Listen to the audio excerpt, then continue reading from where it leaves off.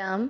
आज हम श्रीमद् भगवद गीता के अध्याय 1 अर्जुन विषाद योग का श्लोक 38 संस्कृत उच्चारण और हिंदी अर्थ सहित समझेंगे। पहला चरण, य के साथ आधा द यद, य प आधे के साथ ये, यप ये ते, यद यप ये ते, न में मिक्स करेंगे न, प के साथ आधा शपश य, मात्रा के अंदर आधा न य के साथ यन, त पर ई की मात्रा ती, पश्यन्ति। पहला चरण रिपीट, यद यप्येति न पश्यन्ति। दूसरा चरण, लोभो पहत, तीनों अक्षर पूरे, तीनों में अमिक्स होगा, पहत, लोभो पहत, चे त और स दोनों अक्षर पूरे, दोनों में अमिक्स करेंगे, चेतस, स में अ की मात्रा तो विसर्ग को पढ़ेंगे ह, चेतसः। सेकंड चरण रिपीट, लोभोपहत चेतसः। पहला और दूसरा चरण साथ में, यद्यप्येते न पश्यन्ति, लोभोपहत चेतसः। तीसरा चरण, को ल में मिक्स करेंगे, कुल, क्ष क्षत्रिय वाला, उसका अर्थ क्या हुआ, आधा क और श से षटकोण पूरा, क्ष, य में मिक्स करेंगे, कुलक्षय, क्री, क्री का अर्थ हुआ क आधा और नीचे है री से ऋषि की मात्रा के आर आय, कृत, शब्द पुराने के बाद त पे अनुस्वार आधा म, कृतम। दोष, शब्द पुराने के बाद श पे अनुस्वार आधा म, दोषम। तीसरा चरण रिपीट, कुलक्षय कृतम दोषम। चौथा चरण, मित्र, त्र में मिक्स करेंगे, मित्र, द्रो, द्रो में द्र का अर्थ हुआ द आधा और र पूरा, द्र पे ओ की मात्रा, द्रो, द्रोहे, मित्र द्रोहे। च में मिक्स करेंगे, च, पात में मिक्स करेंगे, पात, क पूरी के साथ आधा म, कम, पातकम।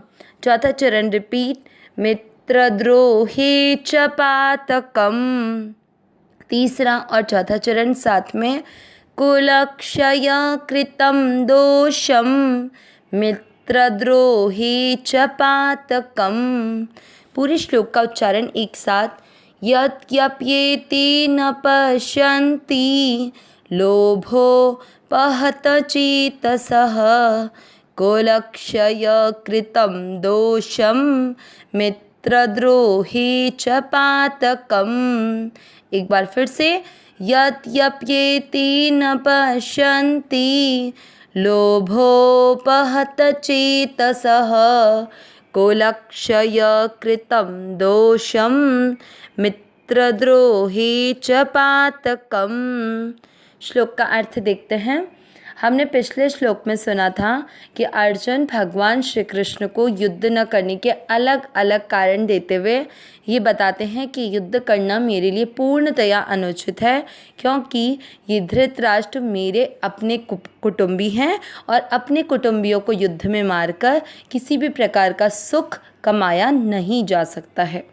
अब ये बात है कि जब दुर्योधन अर्जुन के लिए स्वजन है, मतलब अपने परिवार वाले हैं, तो वैसे ही दुर्योधन के लिए भी तो अर्जुन अपने परिवार के ही हैं।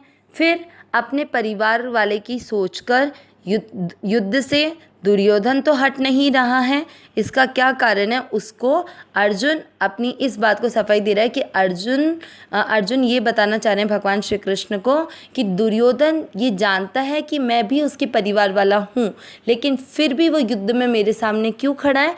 इसको स्पष्ट रूप से अर्जुन भगवान श्री कृष्ण को किस तरह से बता रहे हैं, यद्यप्येते, इसमें दो शब्द है, यद्यपि धन एते, यद्यपि यानी यद्यपि, एते यानी ये किसके लिए, जो दुर्योधन आदि जो धृतराष्ट्र संबंधी है उनके लिए। न यानी नहीं, पश्यन्ति यानी देख रहे हैं, लोभोपहत चेतसः मतलब लोभ से जिसका उपहत हो गया है, क्या, चेतस, मतलब लोभ के कारण जिसका विवेक विचार लुप्त हो गया है। चेतना यानी विवेक होता है, तो लोभ के कारण जिसका विवेक लुप्त हो गया है।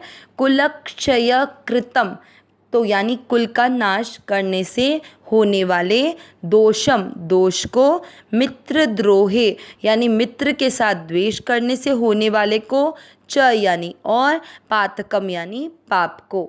अर्थ क्या निकला?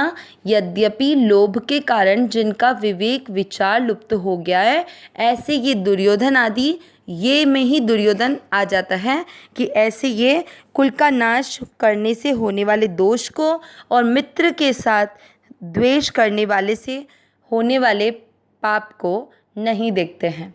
तो इस तरह अर्जुन भगवान श्री कृष्ण से क्या कहना चाहते हैं कि मैं तो लोभ में नहीं फंस रहा हूँ, क्योंकि मुझे, अर्जुन ने पहले ही भगवान श्री कृष्ण को बोला ना कि मुझे तो न तो राज्य की ऐसी आशा है, न कोई धन की इच्छा है जिसके लिए मैं अपने कुटुंब समुदाय को मारूं।